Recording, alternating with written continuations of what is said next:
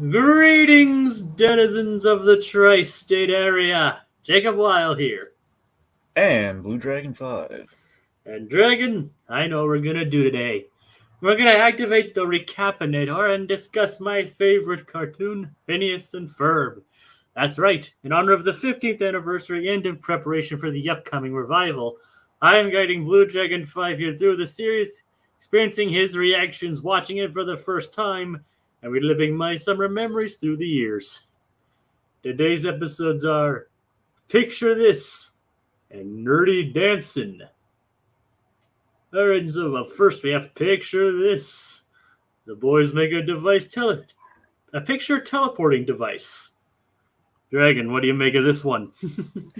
I thought this was a really cool invention showcase episode. I enjoyed it. I thought it was a lot of fun. Had some interesting standout gags in it. Particularly a little set or musical set piece was rather ingenious. Oh yeah. We have some comments from Code Geass. It's a pretty funny thumbnail here. That it is. That it is, yes. Hope you're having a nice day and hope you're ready to see what Candace busts those nasty brothers of hers. Well, technically, never. Well, she'll never bust them, but you know. It's like it'll be like that episode of Billy and Mandy where Mandy smiles. In the world. Yep. And hopefully she doesn't become the Powerpuff Girl. They'll become the Powerpuff Girls. Oh, God. You remember what I'm talking about. Yeah, no, I remember. I got it. Yep. Oh, that's great. Yeah. Anyway, so the boys have literally turned their garage upside down. Now, this is rather ingenious with Lawrence here. Yeah. He finds them. It's like they literally turned the garage upside down to search for Ferb's skateboard. And I love the transparency here where it's like, well, Lawrence is not exaggerating at all. He's taking this pretty well, and he's just like telling the wife about it. And then does she bother to look in? Nope. He's like, Dad, did you know that the boys turned the garage upside down looking for the skateboard? As long as they clean up after. That's a fair point. Hey, like, they clean up afterwards. What's the worry? And well, they do. Yep, by just rotating it back around. Yeah. And you think she would have heard the car fall to the ground, though? Yeah. Well. Yeah. Yeah. Oh well. We know Linda's not exactly the most observant when it comes to that kind of stuff. Sadly, no. Yep. So speaking of which, what is Linda up to?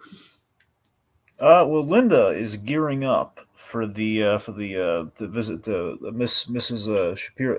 I'm sorry, is Shapiro Lopez or is it Garcia Shapiro? Sorry, Isabella's mom. Yes, Isabella's mom, Mrs. Garcia Shapiro. First name's Vivian. Wait a minute. Wait, who's Jeremy's mom? I forget her name. I forget her name actually, but Vivian is Isabella's mom. Do we see Jeremy's mom? Have we seen her already? We've seen her. She hasn't spoken yet. Okay, that's why I'm having trouble. She was also in Linda's like band at the Sew and Stitch. Yeah, that's the thing, because we mentioned her, and I guess she was in a group setting, so I couldn't really point her out. And she doesn't actually get a speaking role until season 3. And, right. And anyway, so do you want to know who voices her in that scene? Go on. Jane Lynch. Hey. Yep. Nice. I'm looking forward to that. Anyway, so Linda is gonna go to Mrs. Garcia Shapiro's event that she is going to, which is the Mexican Jewish Cultural Festival. Yep. It's kind of partially inspired by Dan's life. I'm not sure about he's being Jewish, but his family, his wife is from, I believe, from Venezuela. So there's some Hispanic culture in his family. Yeah, I mean that was always the most interesting thing something that's really interesting to me here, and it's such a rarity because I've never really seen it until this show. Frankly, kind of kind of a mixed marriage of Mexican and Jewish. You don't really see that often. It's a really interesting. It's a cool thing to explore. And the fact we give it a whole musical number is really funny. Yep. But that's what I'm saying, though. It's like, man, you do not see that every day, and that's kind of cool. Yeah, it's kind of funny. Like the show actually does have a very diverse cast of characters. Yeah, It does. It just doesn't really draw attention to it. Like, oh hey, look at our diverse cast of characters. yeah. It's like, hey, look at us, we're relevant. Hey. Yep. I mean, like I think Phineas obviously American. Ferb's British. Like Yep. Isabella's Mexican and Jewish. Mm-hmm. Baljeet's Indian. Buford is technically Dutch. Oh, so yeah, there's actually quite a range in this show. Candace is just bonkers. Yeah, there you go. The state of madness. Yes. So Reginald has the skateboard. He posted it on his blog. Yes. So the boys think up this. They plan on thinking up a machine that'll transport objects to the backyard, and then Lawrence using pictures. using pictures. Now Lawrence, on the other hand, is a far better idea. Not a cinematic idea, but a better idea. Lawrence suggests, "Or you could build a new skateboard." As a moment passes, And then he's like, we'll just build the machine. It's all the same to you, Father. We're going to build the machine. At least they asked first, Yep. All right. So the invention itself, oh boy, I love this invention. Now, admittedly, the design of this thing retroactively will involve time travel, so I guess it's kind of funny. You could say retroactively looks a little like the the time machine from Endgame. Huh. I'm just saying this in terms of like you stand on the platform, have a little like a control panel to the side. I'm not saying it's one for one. I'm just saying it's a little reminiscent of like the old quantum loop. I didn't actually think of that until you brought it up, but I kind of see it now. Yeah. All right. So so we have this great invention here where you take the picture, you scan it into the machine, and lo and behold, you have the ability to teleport. Yep. Well, first they test it off by Buford. Like Buford comes with an apple on his head. It's like, this is a really good joke, by the way. It's like, I bet you can't chew this apple off my head. Already, just Ferb walks up, he takes a picture, he shoots it with the camera, says, "Not what I meant, but okay." Yep. Good line. I love that joke. And anyway, so then he scans it, and then they shoot off his head the other way. Yep. Teleports it. It teleports the apple. It brings a little bit of hair with it. Yep, and then we eventually we move on to human trials, and it goes about as well as you'd expect. It's like, yep, they get a picture of Buford, but unknowingly there's a fly in the picture. Yep. So then we, of course, you had obviously they're big fans of Jeff Goldblum. Jeff Goldblum fly. Oh yes, of course. Which we did an episode of this before with. I'm trying to remember. Did we do directly with? No. We did something that was a little similar to it with Candace and the body swap thing, but Yeah, and does this duckbill make me look fat? Yeah. It's like, yeah, where they switch bodies, but it's clearly inspired by the fly. Yeah. And so yeah, Buford. In this case, Buford actually gets crossed with a fly. Yeah, he goes to full Goldblum here. He has like one of his arms is a fly limb. He has like the wings, and his eyes like, there's like thousands of you guys. So they fix him up, and he wants to eat something stinky. So it's like Phineas like fixes it with the fly filter. It's like, is he okay? He's like, man, that's our nurse to eat something stinky. Yeah, he's fine. Yeah. All right, so they grab Grandpa's skateboard, but also his feet. Yep. What in place? My blooming feet have gone missing. Jacob, I think you know what time it is. Gritty reboot time? Well, is it? Yeah. It's Gritty reboot time! I mean, need I say more, folks? We literally took a man's feet off. Man's feet. Grandpa Reginald's feet, and not only Reginald's feet, Malcolm McDowell's. Oh yeah. We severed limbs on a kid show. Oh my! So again, you can imagine this the horror we're already playing with, even without the blood that would be there, because separated by science, it's more just a life adjustment, even less like the grotesqueness of a gritty reboot. Just imagine like no, the boys just kind of cavalier says, okay, we have what we need. Just chuck the legs in the trash can. Yeah. So again, of course, his wife, played by the wonderful Jane Lee, she can breathe now that the stinky feet are gone, but still. It's not Jane Lee's, it's Jane Carr. Oh, Jane, wait, are you sure about that? Yes, it's Jane Carr. Huh.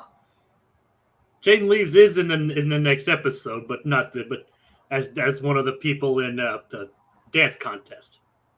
Oh, that's what I was thinking. Okay, I saw her name pop up in the credits, and I made the association. Okay, never mind. I was wrong. So, Jane Leaves has voiced other characters in this show, but of course, but okay, not her though. So, point being, her name, she's Grandma Fletcher's voiced by Jane Carr.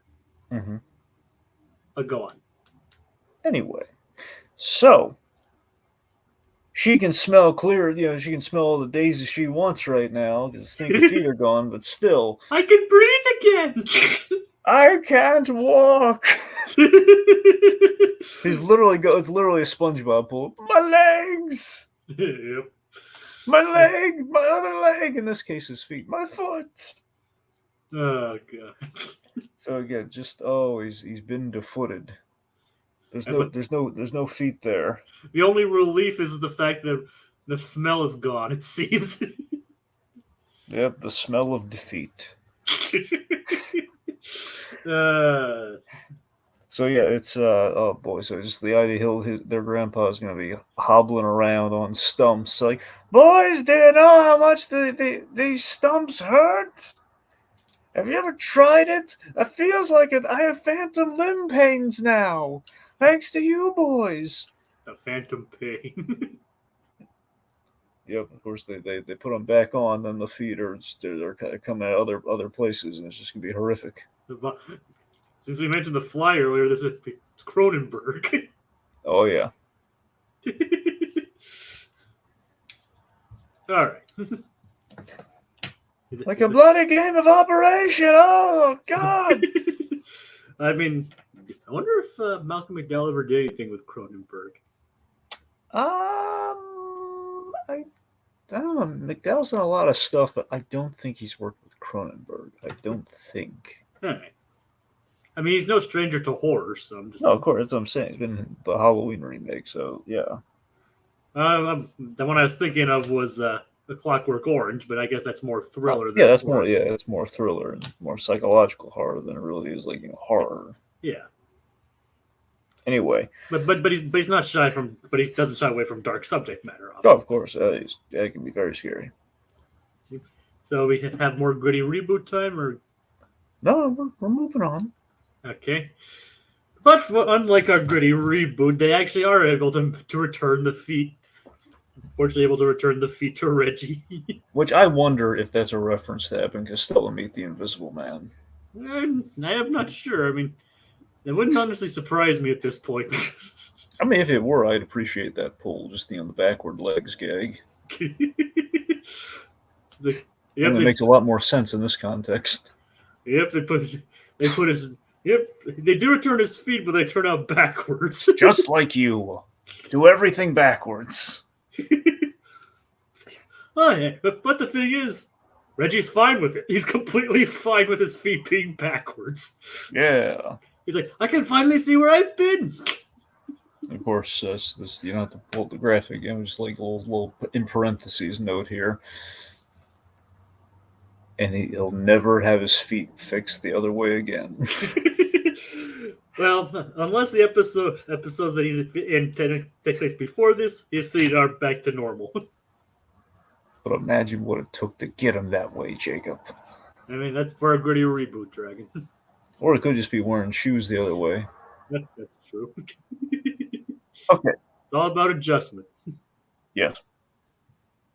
All right, let's see. So, Doofenshmirtz. Doofenshmirtz Evil Incorporated. Old Doofy here, Doofenshmirtz, is boxing mimes. And no, I don't mean in the boxing ring. However, that would be hilarious.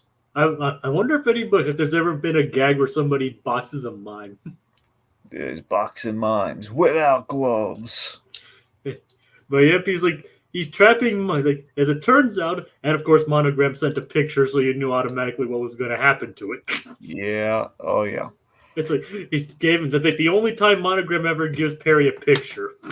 Mm-hmm. Coincidence? No. I think not. Bernie, don't Bernie me. Yeah. Anyway, so by the way, speaking of which, so he's boxing mimes without gloves, but also and a robot guy. A robot guy. I'm not a mime. I'm just a robot guy. Yeah. It's like yeah. So he just looked like a mime from a distance. Jacob, I think it's that time of the show we have to ask Doofenshmirtz, why? Why? Why? My God, why? You know, one of my favorite whys to go to is what? Morgan Freeman in Now You See Me. Oh. At the end of that movie, when he gets foiled, he has that bit where he's like, "Why?" It's his last line of the movie. And the way he says it just cracks me up. I haven't actually seen that Now You See Me. That's one. I like them both. The first one's better, but I like them both. That's about that's kind of like a heist movie with like magicians kind of thing, right? Yeah, admit it. Look, the second one's a bit of a slight downgrade, but the first one is really solid though. That's pretty much what it is, but the premise is though, right? Yeah, heist movie with magicians. Yeah, that's correct. Yeah, plus a really good cast. You got Jesse Eisenberg, you got Woody Harrelson, Isla Fisher, and well, let's see. There's as I said, Morgan Freeman. I know Michael Caine's in the second one. I forget if he's in the first one or not. I think he's just in the second one. I heard that Mark Ruffalo was in one of them. Yeah, no, Ruffalo's in both of them. Yeah, he plays the guy pursuing him. Oh. And there's Dave Franco. He's the fourth guy I was trying to think of. Yeah, he's in it too. Oh, that is a stacked cast. Yeah, it's a good cast. So seriously, it's a good time. I'll definitely have to check that out. Yeah. I mean, do you like magic? Yeah, I believe in magic. Okay. I like magic. All right.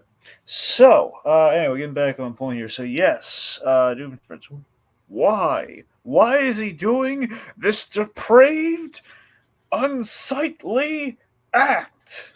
Well, let me tell you.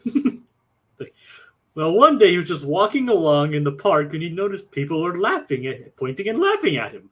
He was wondering why, because they were actually pointing and laughing at him. But as it turns out, there was a mime following him and mimicking his every move. Dastardly fiend. Okay, I'm just gonna come out and say this. Doofenshmirtz's plot here until he flies too close to the sun and he goes for everyone in the Tri-County area. Darn it! Area. Every time. It's not like I say it in the intro or anything. No, I know that, but it's every time I keep doubting myself when I'm going on instinct saying tri-state area. All right, but as you were saying, I keep thinking of Toy Story 2. I know it's a hard thing to forget, Dragon. Anyway, but yes, everyone in the tri-state area. What is he really doing, JP? He's boxing mimes, and that mime wronged him, and let's just face it, no one likes mimes. Well, clearly the people in the park didn't seem to mind. Well, no, they like that someone else is getting made fun of. That's still the mime is the mime culture is a toxic thing, my friend. They're putting society in a box. It's like, hey, Dragon, do you know what I went as for Halloween last year? What? A mime. You communist. Okay, well, that's a leap. Kidding. God, all right, but seriously, we always had the running gag in cartoons, like Animaniacs. Like we're always blowing up the mime. We're always doing terrible things to the mime because the mime, it's a hackneyed routine. All right, the mime, the mime's a cheap joke. The mime is like the class clown of the clown world. Oh yeah. It's like, okay, you have no material, so you're just gonna mimic everyone else, and I'm gonna pretend to be in a box. real life miming is actually pretty difficult. Well, of course it is. It's just still, it's like they get it right, but still getting it right is like, what are you doing it for, man? Come on, everyone's gonna hire the clown? Who hires a mime? When's the last time anyone hired a mime? I don't know. Unless you specifically have a movie that, okay, we need a mime. Never need a mime. The mimery is a dying art. Yep. The only time I've ever seen a mime gag that was really funny was Shakes the Clown. Even so, it doesn't really answer the question, why do we need a class of mimes? Who knows? Did you ever see Shakes the Clown? No. Yeah, Robin Williams played the mime in that. Yeah, nice. Yep. I'm sure he'd be able to pull that off. Yep. But so he traps all the mimes in the the mime was like doing his move, his hands, and even his cricket-like posture, which apparently included, for the mime at least, eating a cricket off screen. No, praying mantis. Praying mantis, right? Which apparently included eating a praying mantis off screen. No, he's eating a cricket off screen. No, I'm saying he's a praying mantis eating like a grasshopper or a cricket. That's what's happening. Yep. Yep. Yeah, it's still kind of weird. Oh, absolutely. I mean, if it were a praying mantis eating a praying mantis, it'd be an artistic statement. But no, him eating the cricket into a grasshopper, that's what makes it wrong. And it's a freakishly large one too. Now here's the question: yeah, real bug or prop? I mean, the crunch definitely sounded real. It's a fair point. It makes it all the more horrifying, doesn't it? Okay. Fan theory time. I don't know if this is going to bridge on Gritty Reboot or not. I don't know yet. So I'm not going to make a banner for it then. Okay.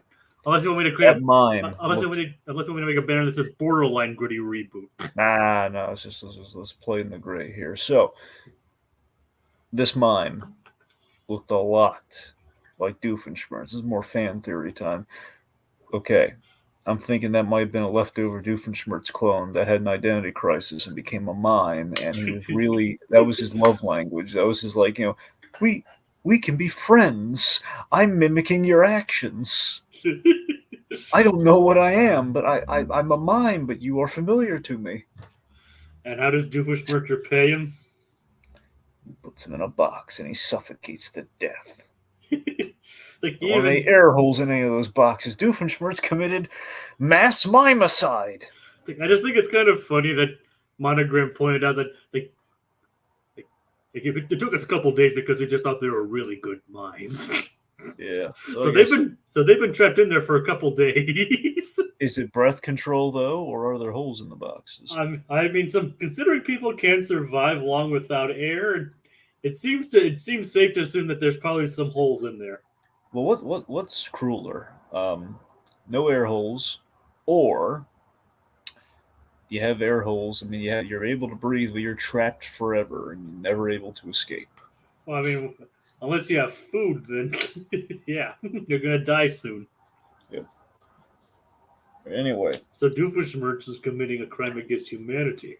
Well, it's just mimes. And he even traps Perry in one of those too. Yeah, see now things are getting real. It's like he's like, you may remember I talked in a cage, but this isn't a cage; it's a box. Yep. Like, see, it's totally different. Mm-hmm. It's not a cage this time; it's a box. Anyway, so eventually Perry gets teleported using the picture.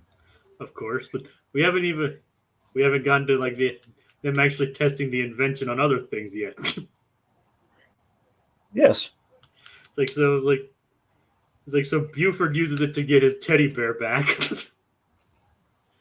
What'd you make of that? What'd you make of like Doof of him getting his teddy bear back? Very reminiscent of Toy Story 3. I won't lie with the whole, Now, I'm not saying Toy Story 3 invented this concept. It's like a real thing, like kind of the I guess the Tri-County area, but other places. People do this all over the place. I think it might be a Tri-County area thing as well.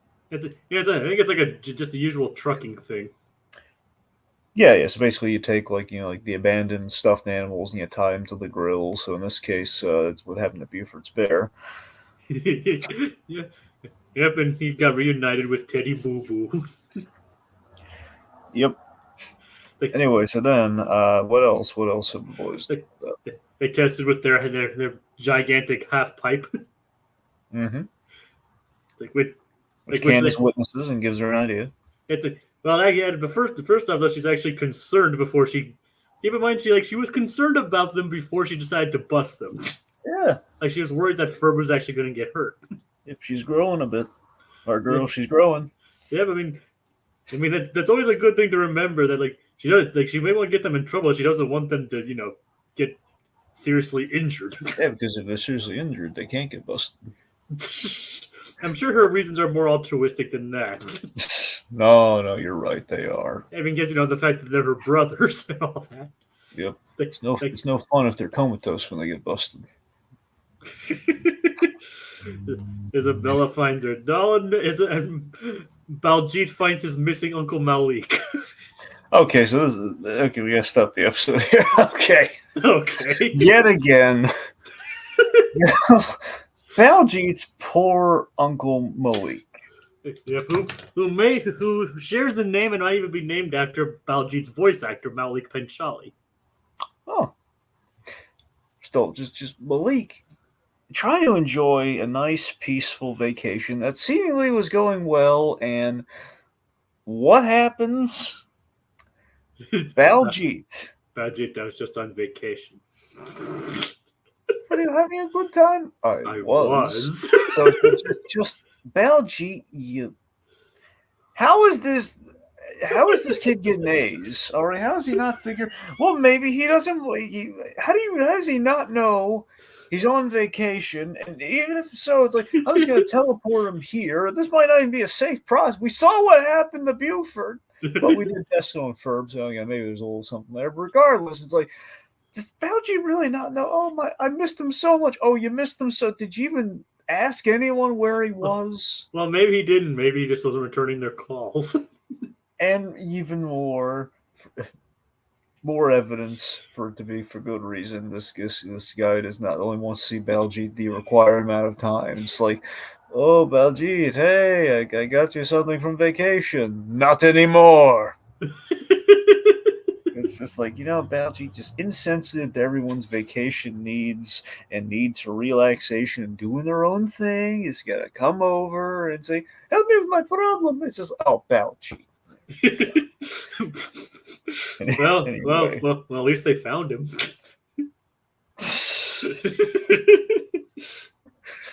Here's the other kick. You're like, hey, Baljeet, you want to offer him like a way back? You want to go find a picture from the internet and send him back on his vacation? No.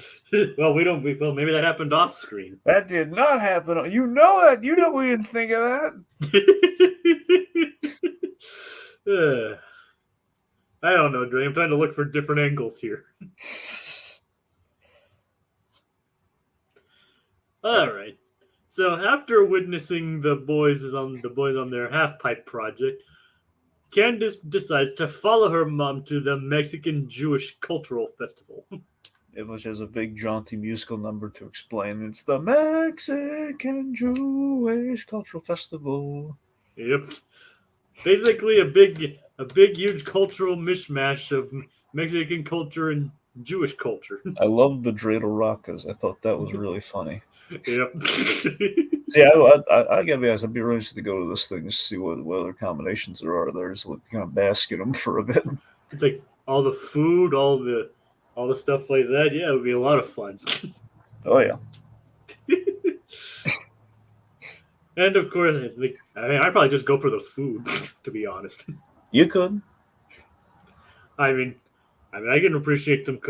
To be honest, though, the most Mexican Some food jalapeno latkes. Yep. Now, to be honest, though, the most Mexican food I've had is tacos. Yes, I know. I need to expand a bit more. At the very least, you got to try the chimichanga. Yeah, I'll try the chimichurri. I've tried a chorizo before. Hey, Or wait, yeah, that was it. I tried chorizo, and wait, and those things and those like tortilla things that are like wrapped that you get on like gas station things. I here's the don't. real question: have you had the churro? Yes, I've had a churro. There you go. All right. I don't get them very often, but I have had churros. Have you tried the naco? Is there a real world naco? Well, I mean, people online have done like the thing where they've made the cartoon foods in real life. So I mean, it is possible. So yeah. Like binging with Babish being a big example. Well, there's two examples. Ninja Babish is the prime. I forget the name of the other one. The other one's more like a contest where they make like the identical foods, and it's a challenge not to eat them because they look so good. It's like really the only food YouTube stuff I'm familiar with is binging with Babish and Nerdy Nummies. I don't know if Nerdy Nummies is the one I'm thinking of or not. Does that sound like the same premise or no? It doesn't. I mean, I don't. I'm not really sure. I'm not. It's not really a competition, so probably not. Mm-hmm. Anyway, yeah. So moving on. Speaking of Nagos, I might be able to might have the opportunity to meet Wilfredo tomorrow. Nice. At the convention. I went to a convention today, tomorrow, and Sunday, and he's gonna be there all 3 days. But I didn't get to him today. Yeah, make sure you call out to him. McGinnis. I'm mainly there for Stoppable. Yeah. Patrick Warburton gonna be there? Warburn's not gonna be there, unfortunately. I was just doing his voice. Right. Trust me, I wish he was there because I'd get my Emperor's New Groove DVD signed by him. God, there's so much with Warburton. Oh boy. I'd get him to sign my Emperor's New Groove DVD. I think you got Kronk, you got the Tick, and you got Buzz Lightyear from Buzz Lightyear Star Command. I mean, that'd be the one you'd do. That's what I'm saying, man. It's a tough. I mean, yeah, Buzz Lightyear probably be my go-to. I'd have to. And not to mention Joe from Family Guy. I know yeah. Well, again, Joe's kind of falling out of favor these days, but yeah. I mean, okay, I didn't know about that, but well, no, I just mean in general with Family Guys. It's all right, the decline quality. Anyway, no, so that could be applied to everyone on the show then. But moving on. So, moving on to, so yeah, the festival does look fun nonetheless. And of course, Candace, when getting her picture taken, gets the idea. Of course, like, it's like, I'm glad to see you're getting interested. This is instead of your obsession with the boys. Even though earlier she did point out, like, I would just show you and then it'd be gone. It's like, it does seem to be a pattern, doesn't it? All right, so what's next, Dragon? Then. All right, let's see. So, well, I guess just to kind of compress things a bit here. We have a gag where Linda is at the pinata. Yep. And she's very eager, swinging wildly, and Candace. The guy keeps pulling it, pulling it away. Yep, Candace has stolen the camera. Yep. Hey, my mom gave me that. To teleport, which in look, honestly is a good plan. However, I don't think anyone counted on Linda's bloodlust. Nope. Not actually, it's blind bloodlust, but still, she's swinging around. She's trying to kill that pinata, though. So I mean, that's something. So she's just swinging wildly, and everyone's fleeing in terror from her. And anyone who's seen videos on the internet would know that you don't stand close to a blindfolded person with a pinata. Yep. And so Candace manages to teleport Linda using the device. And she starts wildly swinging, chasing everyone around the backyard with a blindfold. And of course, Buddy's like, "There's no candy in me!" And there's let's brief gritty reboot tangent. Pretty reboot time. So Balji, as he says that, we've Oh we no. flip around. We just hear oh, just it makes sounds. It's just Oh no. lifts the blindfold, eyes go wide in kind of like a shell shocked way, and then lowers the blindfold again. I need to lie down. We don't even see, but we see the rest of the kids, and like Buford's like throwing up, like, oh god, just from the horror that they see, and Uncle Malik is like, okay, justice. Justice. All right. Ruins my vacation. He will not be having a vacation for a long time. Not ever again. Well, he's not dead. He's just horribly mangled, Jacob. We're not Well, monsters. oh, sure. Now you don't resort to murder. Of course. I mean, Jacob, he's a child. How many times have we killed the boys and for Buford? Hey, we didn't kill anyone, Jacob. They did this. They killed Kenny again. Yep. Anyway, Then we have the horrifying reveal of Linda. She knew after the first swing. oh boy. It's like, Mom, I can't believe you kept swinging after you heard all that noise. Candace, can I be honest with you? I knew after the first time. It just felt kind of right.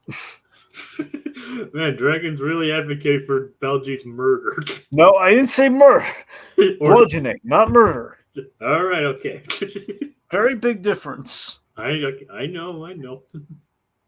Well, Anyway, irreparable damage, but not murder. It's the Batman. He's young. He could bounce back. It's the Batman principle, right, Dragon?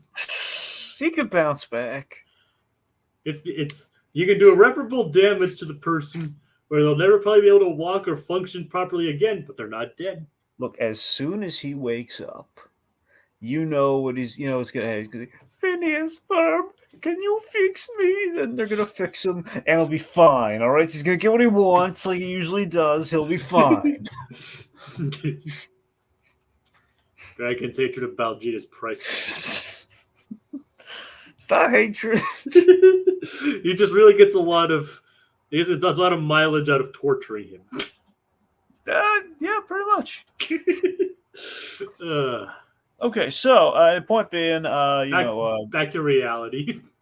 Yes, back to cartoony reality. Perry uses the picture that Monogram gave him to teleport the machine, and we destroy everything. Well, because the boys actually teleport Perry first before he's able to destroy the machine. Mm-hmm. It's like, fortunately, they're all distracted by Linda and Candace to even notice that Perry came back in the first place. Yep, and as usual, device is gone. Doofenshmirtz is foiled, and Doofenshmirtz's reaction to the disappearance is like, sure, why not? It's great. Yep. He's like, I mean, he was pretty close too, if you think about it. This is like Perry did. If he didn't fly too close to the sun, I think we should have let him get away with it. Yep. It's like, you don't like mimes either, like. Dragon. Well, no, I'm the cartoony principle. No one likes mimes. That's all I'm going off of there. I mean, I don't really care about mimes. I mean, I think it's a neat trick, but I can imagine it getting old. What if Baljeet was a mime? I'd leave him in the box. Wouldn't kill him. Just leave him in the box. Yep. All right. I'd say, hey, Baljeet, if you want food, just ask for it. I'm just gonna leave him and just Right. It'll be in his hands. And of course, when Candace realizes she fails again, she goes into a stuttering mess. Okay, now I like this episode, Jacob. I do not like the end of this episode. You do not like the nerd no pinata. I don't like the whole the random. I think the beatboxing was like a cheap out. I think it was like really that's no correlation with the episode, just nothing. I mean, to be fair, it is based on a line earlier where Baljeet said, "There's no candy in me." Well, no, it's not so much that. I'm just saying the fact that we're just randomly doing like a beatbox thing. Like it doesn't matter what Baljeet says. It's like why are we randomly beatboxing right now as the out to the episode? because it's funny.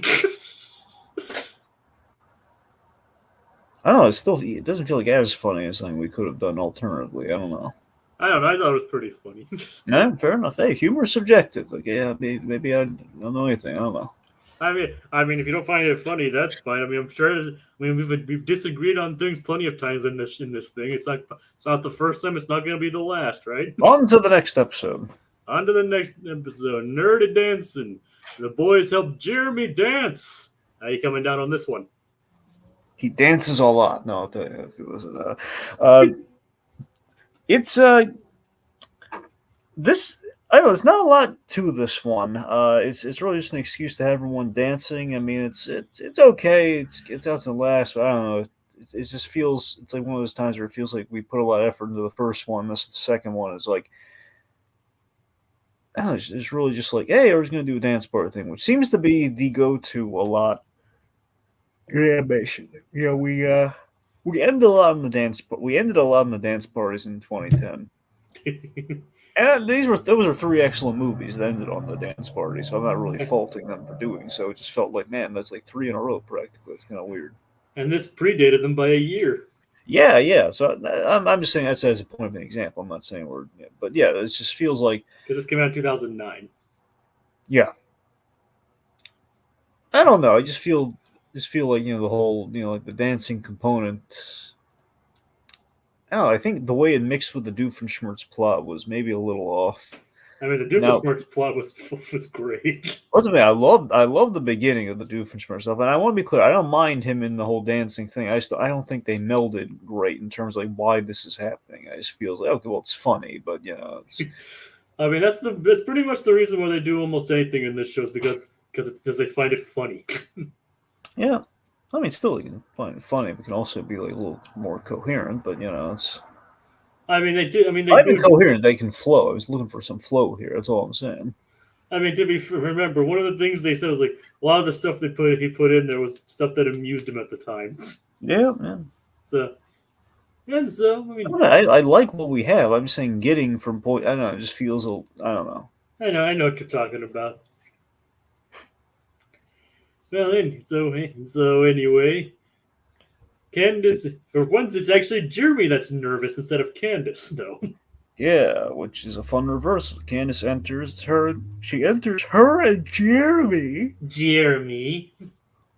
into the dance until you're sick contest. Let's all dance until we're sick.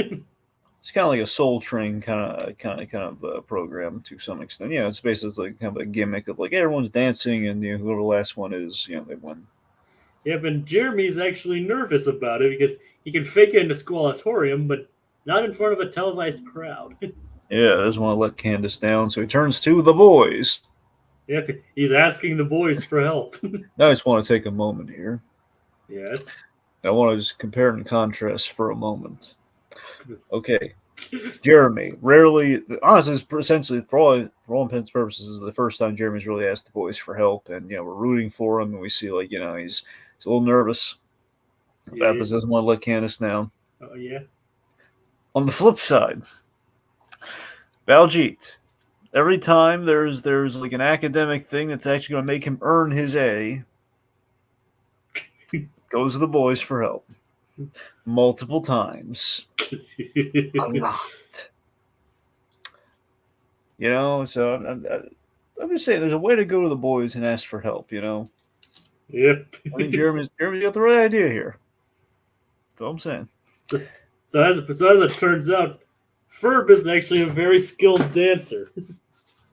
Yeah, which I think did we ever establish that before? Is Ferb good at dancing? Well, a little bit, yeah, but never to this extent. So the point being, like, not only is Ferb good at dancing, as we learn, he is he's good to like the extent of, I'm sure, big influence on this episode. Electric Boogaloo, break into Electric Boogaloo levels of styles of dancing here. I mean, yep, he's so good at dancing, he breaks the laws of physics. Oh yeah, he's like literally able to backwalk up a tree. Fun fact.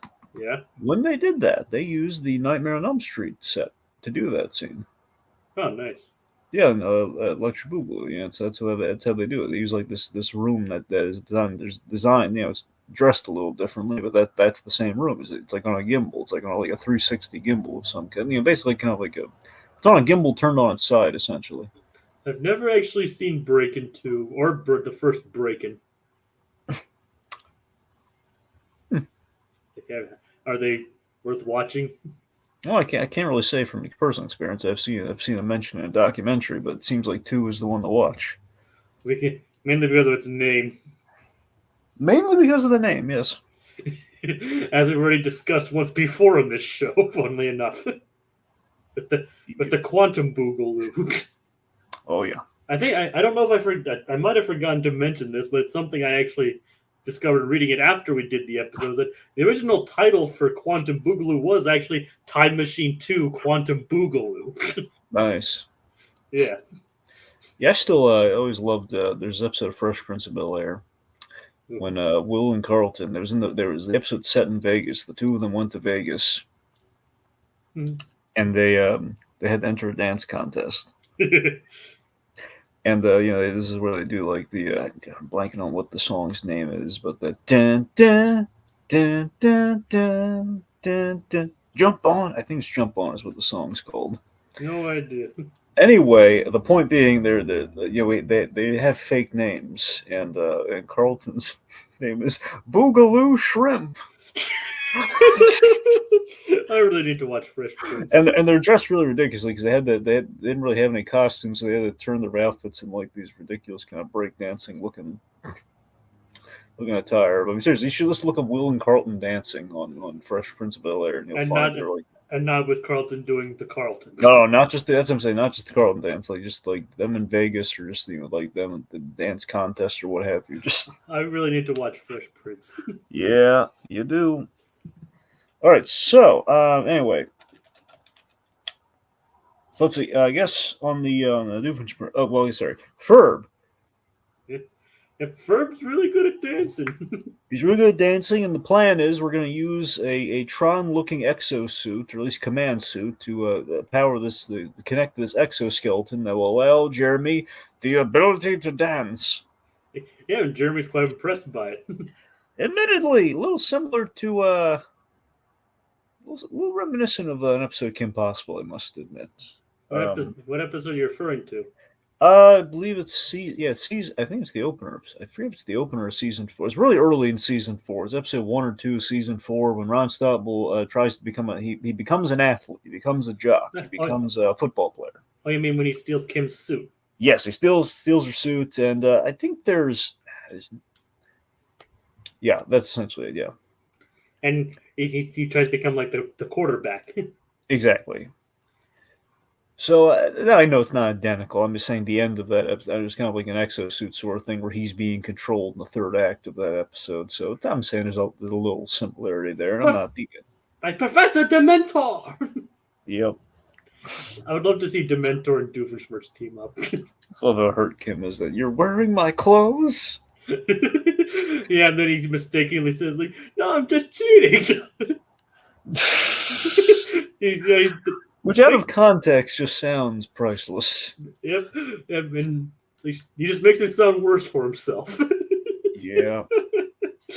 Oh, that's great. Hey, KP, it's our first fight. Yep, you got to celebrate the little things, right, Dragon? God bless Wilfredale. Yep, I might actually. Yep, I can't wait to actually meet him. Go to him and bow to him, Jacob. What? Just go to him and bow.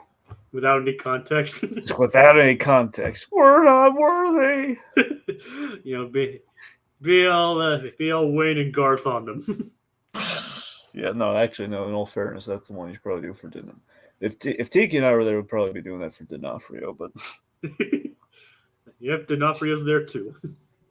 Yep. Anywho, Yes. So, yes, the point being we have our con worked out there. Meanwhile, Doofenshmirtz of Doofenshmirtz Evil Incorporated. Which actually gets cut off this time. It does. So this is really funny here. Where Norm, the robot, makes his triumphant return in probably the best Norm scene ever. for the second time this season. Yeah. We haven't seen him in like quite a few episodes. I can't remember the exact amount. But yep, Norm comes back, and he's making potato salad. Big old vat of potato salad. I wonder if it took 3 days. 3 days! Nice going, buddy. It took us 3 days to make that potato salad. 3 days! I don't know. There's a lot of potato salad. Probably did. It's like, well, meanwhile, Doofenshmirtz straps Perry to the table and is criticizing Norm's potato salad making skills. And what does Norm do, Dragon? Norm, as Doofenshmirtz criticizes him, Norm gets snippy at him here. It's like, oh, you can just, Jacob, he particularly says, like, you can, or I could just, like, go do about one of my plans that always fails. It's like what? It's like, well, you can try cooking while I'll make up all these plans that inevitably fail. And I love just the silence and the look between Perry and Doofenshmirtz and Norm and this, wow, cutting deep, man. Cutting deep, man. Yes. Oh my god. Well, I was laughing so hard at that. But I love it. It's my favorite part of the episode. It is one of Norm's funniest moments, to be sure. Yeah. All right, so it's the annual Evil Potluck and press conference, which has an awesome spread, and the whole thing where they rock it off there is like, you could say please. Are you gonna be like this the whole time? Yes, I am. Yeah, we gave Norm a line. Yeah. Yep. Right, so who's at the evil pot? Oh, seriously, how great is the spread look for this evil potluck? Would you have some evil food, Jacob? Yes, I mean the food itself isn't evil. Unless it's poisoned. Well, that's true, but still, it's evil by association, though. I'm still guilt free of it, though. That's hench food, Jacob. You eat that food, you're signing a bargain. Sure, why not? Yeah. It looked good though. It did look really good, though. I mean, they had donuts, you had hot dogs. It looked really good, except for all that potato salad. Yeah, and the thing is, Doof actually goes all Bond villain this time too with Perry. Yeah, it's like he straps Perry to a table and plans to cut him in half with a laser. Apparently, he watched Goldfinger, but did not stay to the end. No, and it's like I figured it would work. It's a no-brainer. Just the fact that he would put that on, he would leave. Like, this is really funny. Doofenshmirtz leaves, like the villain leaves, in Goldfinger, essentially, from the movie. So he is like, he didn't watch it. Well, technically, in the movie, he Goldfinger lets him out because Bond like pleads with him or says something to him. Goldfinger doesn't actually walk away. You know what? I think you're right. I'm sorry. Yeah, I misremembered that. Yeah, it's a common misconception, and there are plenty of Bond villains that walk away for Bond to escape, of course. Yeah, I guess that's what I was thinking of. But Goldfinger technically was not one of them. Goldfinger is actually a bit smarter than that. Well, not that smart. Let him talk, man. Let him talk. That's why I said slightly smarter. There you go. But Doofenshmirtz is even worse because he didn't even properly make sure they were platypus size, and Perry's just able to slip his hands out. Yep. Okay. Anyway, so evil potluck time. It's like, and it's not just an evil potluck. Press conference. It's also a press conference, and they announce the existence of a new organization known as the League of Villainous Evildoers Maniacally United for Frightening Investments in Naughtiness, aka L.O.V.E.M.U.F.F.I.N. You want us to be called L.O.V.E.M.U.F.F.I.N? The acronym doesn't matter. What's the acronym? Yep. I told you about the organization that Doofenshmirtz found. Right. Yes, you did. It's called L.O.V.E.M.U.F.F.I.N. Yep. And yes, it does come back.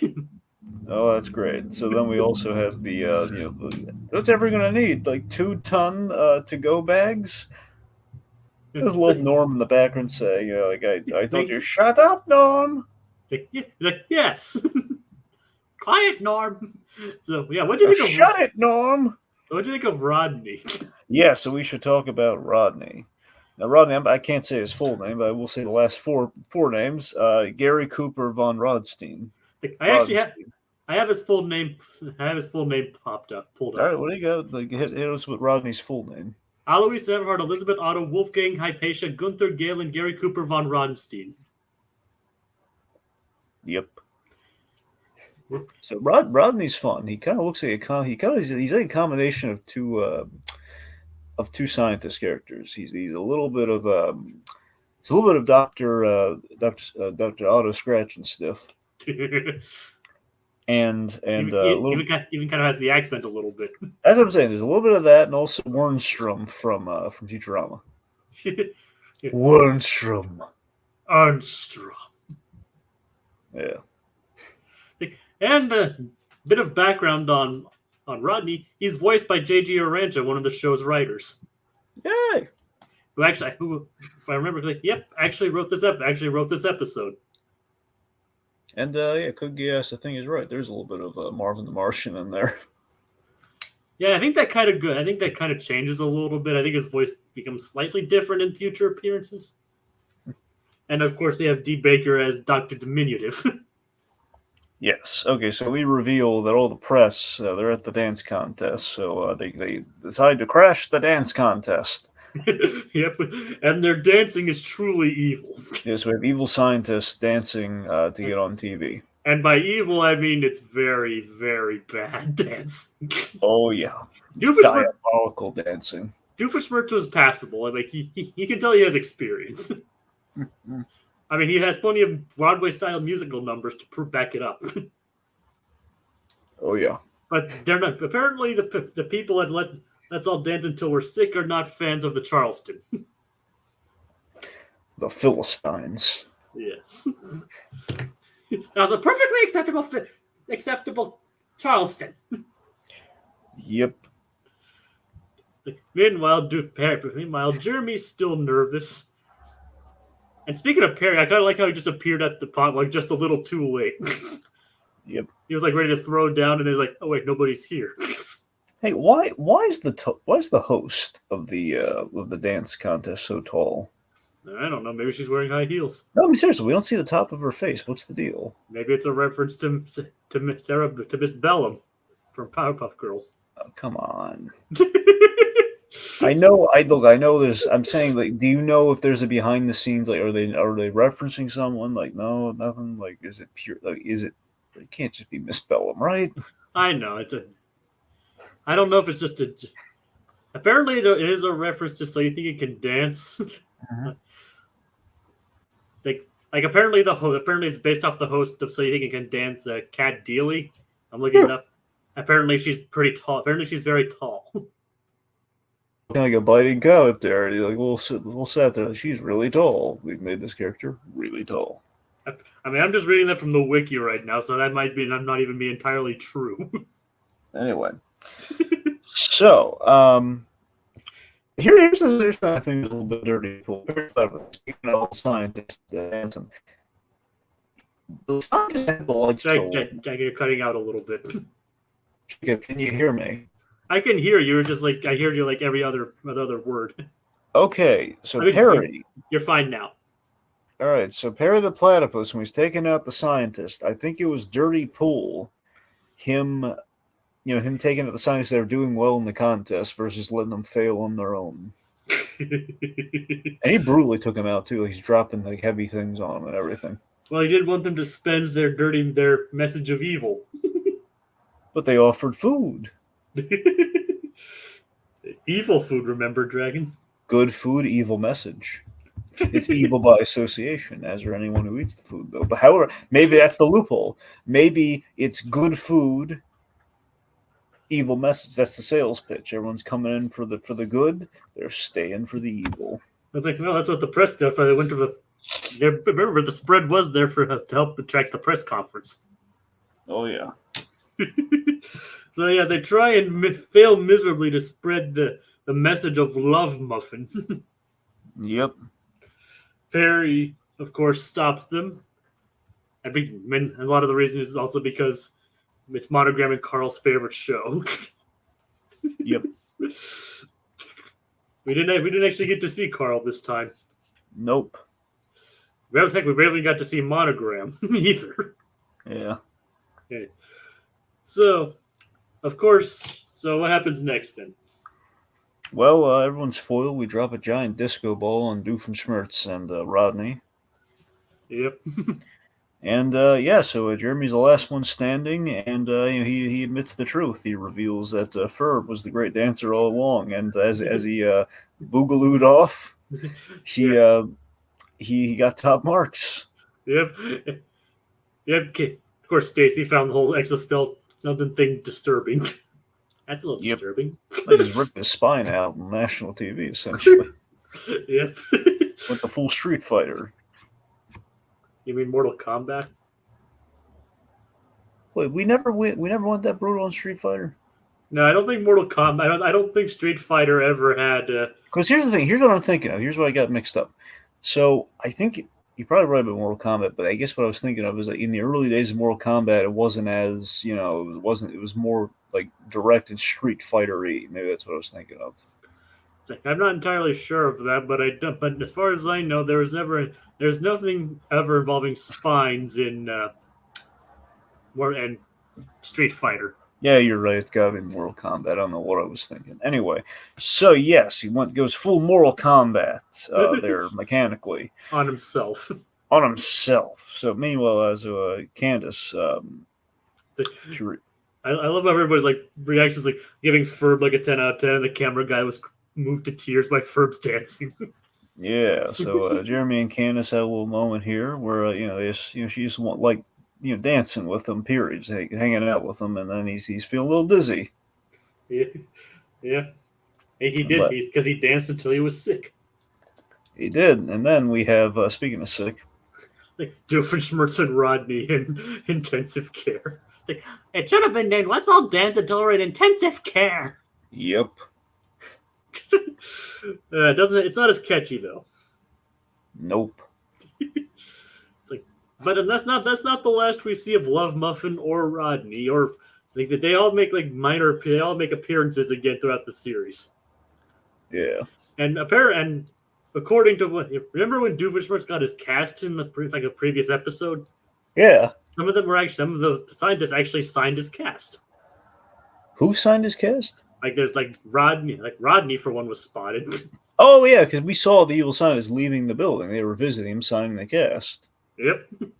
After the ice cream man ran over his foot.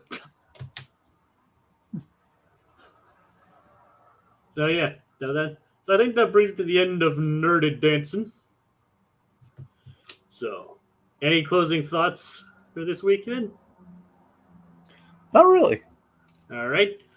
Thank you, Kogias, for joining us, and thank you everyone watching the VOD for watching it to the end. I think that does it for this week. Join us next time on the Recap-inator, where Candace and Lawrence participate in a father-daughter contest. Have a good night, everybody. Now, this is awkward.